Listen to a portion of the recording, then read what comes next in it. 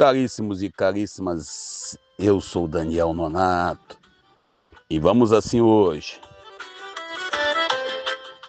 caminhando e cantando, seguindo a canção. Eles vieram com perguntas frias, feito gente que não sente o coração. Transformaram vidas em teorias e a dor virou apenas discussão. Falaram de destino e de posse, como se amar fosse algum papel, como se alguém fosse propriedade e o amanhã só um lugar no céu. Mas tu chegaste leve como o vento, desfazendo as grades do olhar. Mostraste que o amor é movimento, que ninguém nasceu pra alguém mandar. Disseste sem dizer ninguém domina, quem nasceu do fogo da paixão. Há um jeito de viver que ilumina, mesmo quando a vida diz não. Muito bem, meu povo e minha pova, amigos e amigas. Estamos vivendo esse final de ano um pouco corrido, né? É jogo do Flamengo, Flamengo levantando taça de cerveja, taça de champanhe, taça de Guaraná, tudo quanto é taça o Flamengo quer levar para ele esse ano. Parece que ele tomou um Red Bull aí e tá, né? Graças a Deus, amanhã tem jogo do Flamengo, que o Flamengo possa vencer, embora eu não concorde, é Brasil, e Brasil a gente torce pelo Brasil. Mas com tudo isso, a gente também vê a Câmara dos Deputados querendo trabalhar. E um trabalho assim meio filho daquilo, né? Vamos pensar assim. Primeiro, estavam preocupados em votar a dosimetria. Não, votar a dosimetria, anistia light, vamos votar. E votaram a Câmara. E agora se discute outros assuntos que poderiam ficar para o ano que vem, incluindo ainda a discussão dos deputados que estão fora do Brasil, fazendo um mandato, vamos dizer assim, remoto. Lá o senhor Eduardo Bolsonaro, o Bananinha, que saiu do Brasil alegando perseguição política. Engraçado, o irmão dele, o Flávio Bolsonaro, está aqui. O outro irmão dele, o Abortinho, o Renan, está aqui. A própria Michelle está aqui. E também a Laurinha está aqui. Não estou vendo. Ah, tem o Carluxo também. Está andando aí no Brasil. Meu pai vai morrer. Como que se, por acaso, ninguém fosse morrer um dia. Todo mundo vai morrer um dia. Eu aprendi isso com um certo camarada que falou uma vez quando era presidente do Brasil. Todo mundo vai morrer um dia. Então, ele vai morrer um dia. Eu também vou morrer um dia. E eu não quero morrer, mas todo mundo vai morrer um dia. Então, esse discurso aí louco, desculpe pelo termo, e não estão presos. O único perseguido político seria o Eduardo Bolsonaro. Ou seja, então, é coisa que não dá para entender. E aí você vê cada vez mais, né, que ele, na verdade, ele queria falar besteira. E quando você fala uma coisa, você responde por ela. Eu mesmo respondo pelos meus atos aqui na rede social. Por isso, a gente procura sempre tomar o viés de não ofender ninguém diretamente. Muitas das vezes, algum artigo que eu escrevo, até para a Prefeitura de Japeri recentemente, eu falando do Tarifa Zero, que passa a cada 3 horas, já me mandaram um bocado de mensagem. E hoje em Japeri reinaugurou o Café do Trabalhador. Só que o Café do Trabalhador em Japeri só funciona lá em Engenho Pedreira. Japeri, a cidade de Japeri, onde eu resido, a parte que eu resido, não tem Café do Trabalhador.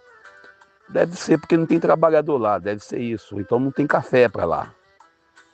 A prefeitura ela faz um atendimento meio seletivo. Um atendimento somente para uma parte da população, mas onde está maior, vamos ver, o colégio eleitoral maior é onde? É Japeri ou Engenho Pedreira? Engenho Pedreira, então vão tentar sempre agradar Engenho Pedreira mais do que Japeri. Mas deixa quieto. A gente fica indignado, a gente fica revoltado, a gente apresenta as críticas ao governo do PT em Japeri, logo uma gente de direita, diz que a gente quer ser vereador, eu não quero ser vereador, nem pretendo ser vereador. Dizem que a gente está a serviço do cão, né? E por aí fora vai dizendo, achando que isso vai ofender a gente. Como também a gente critica a família Bolsonaro com seu clã aí, inclusive a gente viu uma cena aí chata, né? O tal do Zezé de Camargo alegando que ele queria, chamando as meninas, né, donas do SBT de prostitutas, que ele chamou foi isso, porque quando ele diz que elas estão se prostituindo, Ele ofendeu a honra das meninas e ainda quer posar de paladino da moral e da justiça. Ainda mais Zezé de Camargo, quem é ele, né? Vocês sabem muito bem que ele, como um profissional, ele devia ficar quieto, porque a gente, quando está aqui, eu estou aqui na rede social, sim, por acaso, hoje o SBT me chamar, a Globo me chamar, ou qualquer outro grupo me chamar, até outro site menos famoso me chamar, eu irei falar, normalmente, até se for um site bolsonarista, desde que eu não seja obrigado a vender e a entregar a minha ideologia para esse ou para aquele. Ele apresentou o trabalho dele. Mas ele não precisa, né? Vamos nós para o evangelho do dia que o tempo está passando. Os donos do tempo e das regras não suportam quem insiste em viver. Preferem a certeza das pedras ao risco de crescer. O evangelho de hoje, Mateus capítulo 21, versículos 28 ao 32, traz dois fatores interessantes. Primeiro, Jesus apresenta aí dois filhos. Dois filhos, um que obedece ao pai, dizendo que não vai obedecer. Aquela pessoa que diz, não vou fazer a coisa certa, eu não faria isso, e faz a coisa certa. E a pessoa que diz que faz a coisa certa, mas na hora de fazer a coisa certa, faz a coisa errada. E também apresenta uma frase famosa que nós citamos muitas das vezes, que as prostitutas e os pecadores públicos precedem os religiosos nas portas dos céus. Aqui nós temos uma questão filosófica, e eu acho que pouca gente percebe isso nesse evangelho, e porque às vezes a pessoa... Primeiro, Jesus está falando do povo judeu, que dizia que amava a Deus, que dizia que iria fazer a vontade de Deus e não fazia. E o povo pagão, os gentios, eles não só fazem a vontade de Deus, mas dizem que não querem fazer. Isso lembra um pouco dos ateus que eu conheço, tenho amigos que são ateus, e eles têm mais do evangelho do que eu. Não vou nem dizer dos outros, falo dos outros, de mim mesmo.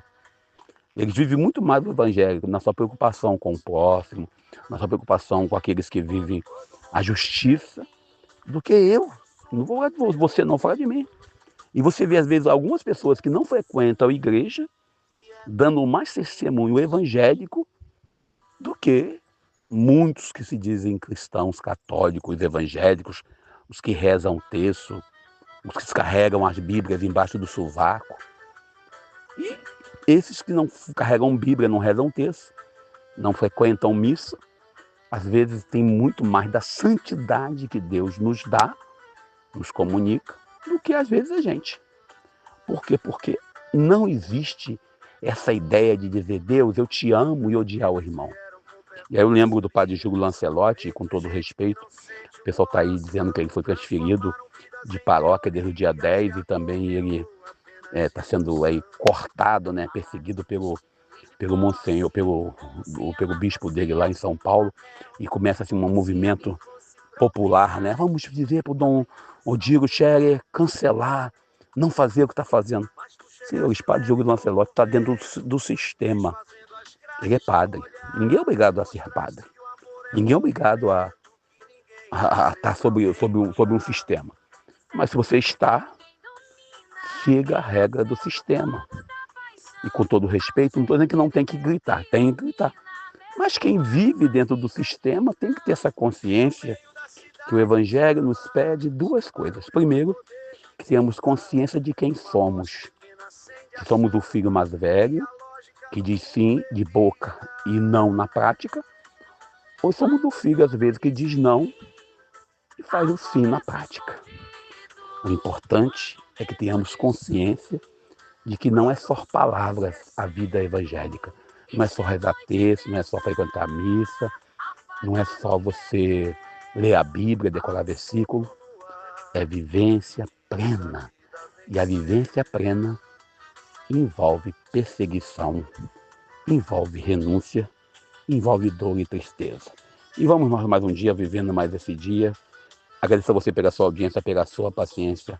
E vamos assim, mais um dia. Eu sou Daniel Nonato. A certeza das pedras ao risco de crescer e renascer. Mas há algo que o poder não toca, uma luz guardada em cada chão. É o brilho que ninguém sufoca, feito estrela em plena escuridão. Mesmo que tentem fechar o horizonte, há caminhos nas sombras da noite. Mesmo que tudo pareça distante, há vozes antigas cortando os açoites. E no silêncio que o medo produz, nasce o que o mundo chama